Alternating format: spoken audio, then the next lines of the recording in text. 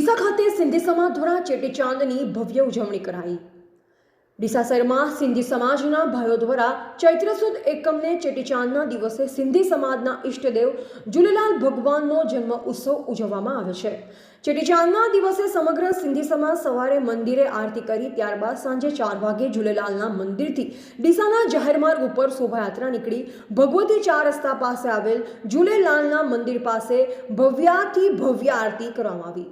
આ શોભાયાત્રામાં ડીસાના ધારાસભ્ય પ્રવીણભાઈ માળી, જિલ્લા મહામંત્રી સંજયભાઈ બ્રહ્મભટ્ટ, ડીસા શહેર ભાજપ પ્રમુખ વર્ષાબેન પટેલ, અશોકભાઈ પટેલ, પૂર્વ શહેર ભાજપ પ્રમુખ રમેશભાઈ દેલવાડિયા, ડીસા નગરપાલિકાના ઉપપ્રમુખ શૈલેષભાઈ રાયગોર, રવિભાઈ ઠક્કર, ગોવિંદભાઈ માખીજા, નગરપાલિકાના પૂર્વ પ્રમુખ રાજુભાઈ ઠક્કર, સિંધી સમાજના અગ્રણીઓ, સિંધી સમાજના પ્રમુખ નરેશકુમાર લોંગમલ ઠરિયાણી, ચેટીચંદ મેળા કમિટી પ્રમુખ વિજયભાઈ હેમનાની, હરેશભાઈ કાળુભાઈ, ભરતભાઈ, હરેશભાઈ રેડીમેડવાલા તેમજ સિંધી સમાજના અગ્રણીઓ કાર્યકર્તાઓએ ભારે જહેમત ઉઠાવી આ શોભાયાત્રાને સફળ બનાવી અને સાંજે 7 વાગે જલારામ મંદિર પહોંચી અને ત્યાં આરતી કરી પ્રસાદ વિતરણ કરવામાં આવ્યું।